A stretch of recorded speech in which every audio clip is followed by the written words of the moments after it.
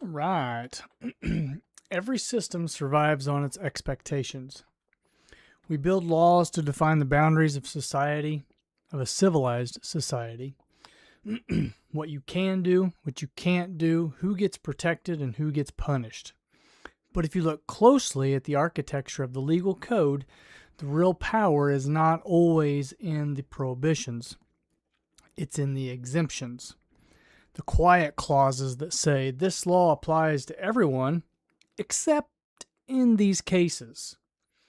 And in Oregon, Chapter 167 of the Revised Statutes prohibits cruelty to animals, intentionally injuring, neglecting, or killing them without justification. Yet for generations, it has included broad exemptions for activities that society has deemed essential: livestock farming, hunting, fishing, trapping, wildlife management, research, pest control, and standard husbandry practices. These carve-outs have supported a multi-billion-dollar agricultural sector and a deep-rooted Pacific Northwest heritage of resource use. But, this is a big but, this is what we're going to talk about tonight. A grassroots campaign is now pushing to dismantle many of those exemptions throughout the ballot box in Oregon. Stay tuned. The curtains rise, the lights burn bright. You're blinded now, can't see the fight. Smoke and mirrors, they lead the way. Fooling hearts night after day. Welcome to the show, it's all pretend. The smiles, the lies, the perfect end. All right, guys and gals, welcome back to episode 69 of Breaking the System, and I'm your host, and this episode is called The End of the Harvest. And today we're going to look at IP28. So its initiative petition 28, or IP28, the Peace Act, People for the Elimination of Animal Cruelty, exemptions, led by activist David Mitchelson and the Yes on IP28 campaign. Supporters submitted over 120,000 signatures by late May of this year, clearing the initial threshold to potentially reach the November ballot pending certification. If it qualifies and then passes, the measure wouldn't primarily create new rules. It would remove many exemptions, applying the baseline cruelty prohibitions more universally. Activities involving intentional injury or killing of animals, once shielded, could become subject to misdemeanor charges, with limited carve-outs remaining for self-defense and veterinary care. And the petition includes a transition fund to address anticipated economic disruption, which we'll get to that in just a little bit. So to grasp the scale, we must examine the history and the specific impacts, particularly on hunting, fishing, and of course, the beef industry. It's a big industry. So animal welfare laws and exemptions have deep roots, and in the 19th century, reformers in Britain and the United States began pushing against overt cruelty, especially to domestic animals. Oregon statutes evolved from these efforts, distinguishing between companion animals and those used for food, sport, or management. And early laws focused on wanton abuse while preserving space for agriculture and sustenance, reflecting a society where animals were both kin and resources. So hunting and fishing traditions run even deeper. Indigenous peoples across the Pacific Northwest relied on salmon, deer, elk, and other species for food, for ceremony, and trade long before European settlement. Settlers brought their own practices, and by the late 19th and early 20th century, Unregulated market hunting had decimated populations. Bison, nearly extinct. Passenger pigeons, gone. Deer and elk, scarce in many areas. And this crisis birthed the North American model of wildlife conservation, which was wildlife as a public trust, regulated by science-based laws, funded primarily by hunters and anglers through licenses and exercise taxes. Killing was restricted to legitimate purposes, with commerce and wild game largely banned. So what they're saying here is you have to have a hunting license and you have to have a fishing license. And you're only allowed to hunt, to kill so many deer, so many elk. You're only allowed to catch so many salmon or so many fish per season, whatever that regulation is, okay? And anything beyond that was largely banned. And so that way, those people that wanted to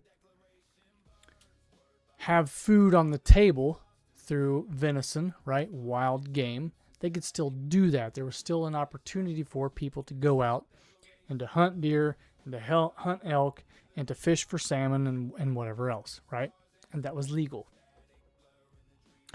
And so in Oregon, this model underpins the Oregon Department of Fish and Wildlife, the ODFW. Hunting and fishing license fees combined with federal matching funds finance habitat restoration, population monitoring, and enforcement that benefit all species, not just game animals. Recreational and commercial fishing, especially salmon, have defined coastal economies for over a century. It's like, this is the same thing that happens in Illinois. They base one season of deer hunting off what the last season was like and how many car accidents are there because of the deer, and are deer underpopulated, then they pull some of those licenses back. Are deer overpopulated, then they put out more license for more deer to be killed. And so that's what they use this fund for, in maintaining the population by monitoring them, making sure that there's still animals out there, and that if they get low, that they're not decimated or almost killed off like the buffalo, right? So that's the whole purpose of this. And so beef cattle production in Oregon traces to the 1820s, with cattle ranching expanding across eastern and southern rangelands. Today, the state has roughly 525,000 beef cows and over 1 million cattle and calves, supporting ranches in every county, but concentrated in areas like Malheur, Klamath, Harney, and Lake. And the broader animal agriculture sector contributes around $4.4 billion in economic output and supports over 30,000 jobs. That's a lot, right? Not only is that a lot of money, it's a lot of beef, it's a lot of jobs, okay? So if IP28 passes, the impacts on these sectors could be profound. So first, let's talk about the hunting and fishing.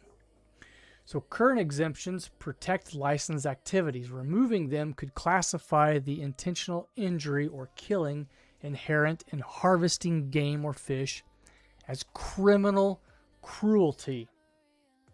Okay. A standard hunting tag or fishing license would no longer provide legal cover. So are they no longer going to allow people to hunt or to fish? And like, how far are we going to let these people push the boundaries? Like, isn't that part of our,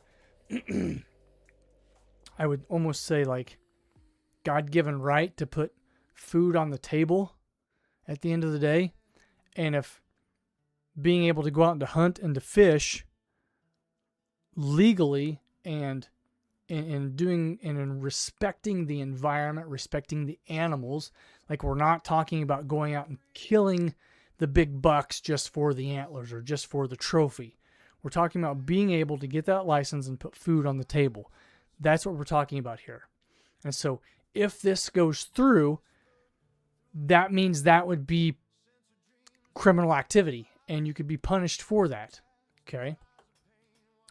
Pursuing and capturing might remain possible in theory, but completing the harvest could expose participants to charges. This would disrupt not only sport and sustenance hunting, but commercial and even tribal fisheries. Economically, hunting, fishing, and wildlife watching already generates significant activity, over $1 billion in spending and thousands of jobs in recent studies. More critically, license revenue and related taxes from the backbone of the ODFW's funding, often cited at 60 to 80% for wildlife programs. That's a big chunk. So if we take that money away because we're no longer allowed to have a license, because we're no longer allowed to hunt and to fish, the ODFW's funding basically is gone overnight. Okay?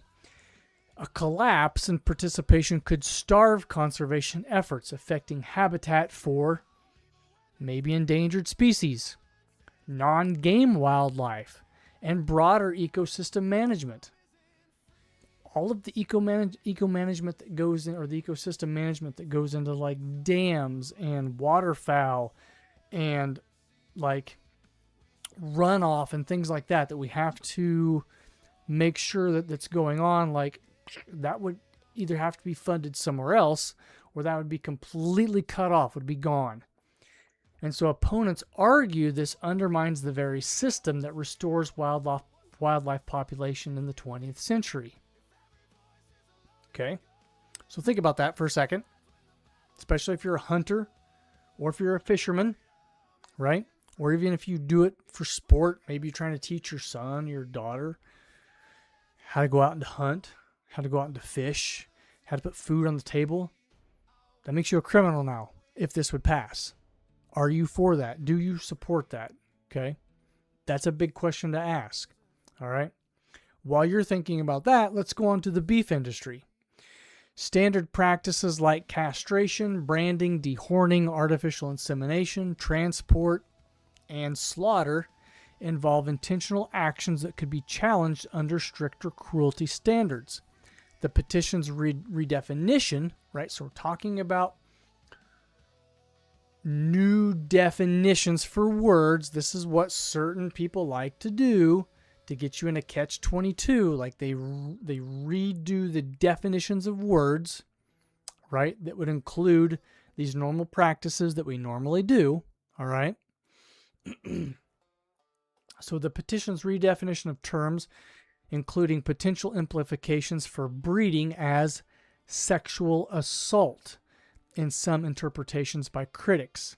And this would expose people like ranchers, veterinarians, and processors to liability.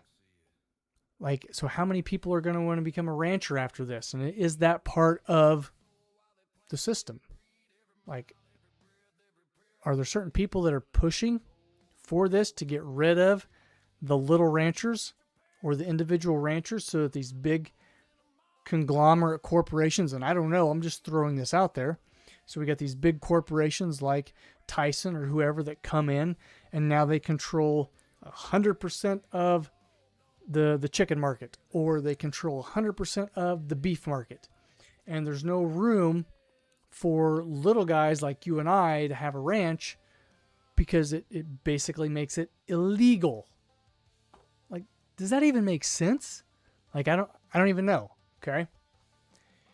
And then to be a veterinarian, like, you can't go out and do some of the things that you would normally do as a veterinary, especially if it's going to save the animal's life. You're going to be like, well, I can't castrate the animal because X, Y, and Z, and it's going to make me a criminal now. And so now the animal's just going to have to suffer this painfulness and eventually die. Like, it could absolutely happen. So just throwing that, or just think about those things. So Oregon's cattle industry relies on these practices for efficient, humane production on vast rangelands, and a sudden shift could dismantle operations, leading to job losses in rural communities. We're not talking about the cities here, right? We're talking about rural communities, the places where A lot of these jobs are the only jobs that are around. What are you going to do? Nothing. Nothing. There's no jobs that's out there, okay? If you're not going to be a rancher because you can't, because it's a criminal activity, what else are you going to do? Not only is it going to do that, but it's going to make higher food prices and increased reliance of out-of-state imports. Supporters envision a transition fund and a move toward plant-based systems. Oh, so now I'm going to be forced to eat that plant-based hamburger that like Bill Gates is producing in a factory? Like, that's not even healthy. Like, we have to take a step back and look at the laws that we're trying to pass, right? And I know I'm trying to stay down the middle on this one, but this one is really hard for me to stay down the middle on, because if I could, I would be a rancher. I've tried to hunt before. Like, I'm not a hunter at all, especially deer hunting. Like, I fall asleep more than I hunt. But I should still have that option on the table in how I'm putting food on the table for my family, in being able to go out and hunt once a year for deer, or to be able to go out and hunt once a year for turkey or for rabbit or whatever it is. I should have that option. And if this goes through, those options are null and void. It makes you a criminal. Okay? And so the measure acknowledges massive disruption by proposing government-supported retraining. Itself a recognition of how deeply these exemptions are woven into the economy. So the government itself would have to be retrained in, like, how are we going to do these things and still be able to put food, or to allow American families to put food on the table while not making them criminals.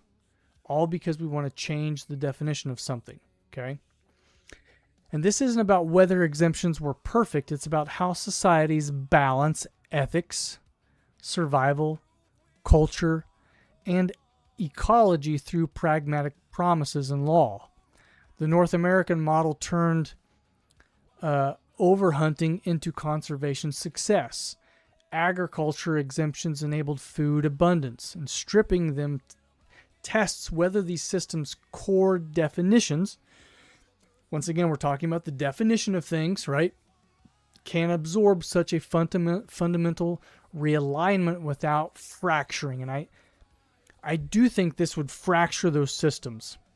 And because you're going to have other states that are probably going to follow, especially those states that lean more towards the left, and those states that are, and not those states that are conservative. And so then are places like Oregon going to be more reliant on places like Texas, where this stuff is still legal? It's going to be more food, more money, right? If you want a steak on the table, it's going to mean you have to going to spend more money, because that steak is going to have to go from Texas or wherever that the cattle are being raised, because it's legal there, and transporting that into your state because it's illegal for you to do it there. Okay? We are only ever one ballot measure away from realizing just how fragile and interdependent our legal exceptions really are. We really are. We're one definition away from certain things in life becoming criminal activity. We're one definition away from not being able to do the things that we are normally able to do, right? And with it, we should pause, and we should also take a step back and keep in mind that we're not talking about dismantling being able to hunt. We still want to be able to hunt, but we want to be able to do it responsibly, respectfully to the environment, to the animals. We don't want to go back to where, like the buffalo, were almost annihilated from existence. We still want to be able to hunt things like deer and rabbit and turkey and pheasant and whatever else, but we want to be able to live with those animals cohesively within the environment while still being able to put food on the table, right? And I do think that is the critical thinking question that we have to come to in where's the boundary lines between those two, okay? And so as we end here, when long-standing exemptions in the legal system no longer align with evolving moral views on animal welfare, how should change occur? Through direct democracy like ballot initiative?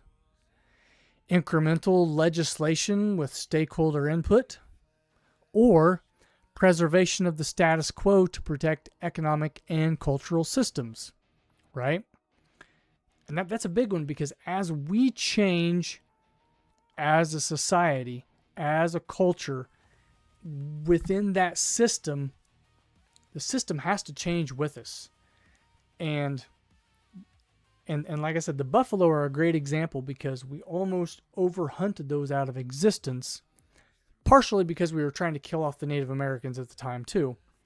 But we take a step back and we look, are we still able to do those things that we love to do, that we're able to do in a free country that makes us as law-abiding, God-loving Americans free and able to do those things? Or is the system becoming overburdened, and the next time we step foot out in camo and a 12 gauge, that now we're going to be a criminal because we're hunting and we're putting food on the table? Okay, so how do we evaluate the trade-offs between reducing animal suffering, maintaining food production and conservation funding, preserving rival livelihoods, and respecting historical practices, right? That's a big one. We have to learn to live cohesively with the environment while not destroying it at the same time. Because we're human, and humans are very, very good at destroying anything that we touch. We are. Anything that we touch, we frickin' destroy. And so what principles would guide your own assessment, right? If you were guiding this new legislation, if you were putting out a new definition to the topic that we're talking about tonight, what would your definition be? How far left or how far right or how far down the middle would you go in that definition, in making sure that we're not overstepping our boundaries, but we're still able to do the things that we love to do within nature and within society, okay? So with that, this was episode 69. I hope you guys like watching Breaking the System. I hope that you get something out of this. I hope we're challenging you. I hope you're critically thinking. I hope you're stepping back and looking at all of the systems that are ingrained within our society, and how one system is connected to one another and to another and to another and to another, right? Because at the end of the day, all of these systems are affecting us, and we have to be critically thinking about those things at all times. So with that, thanks for watching. We appreciate every one of you. Like, subscribe, share, and we'll see you guys next time. Peace.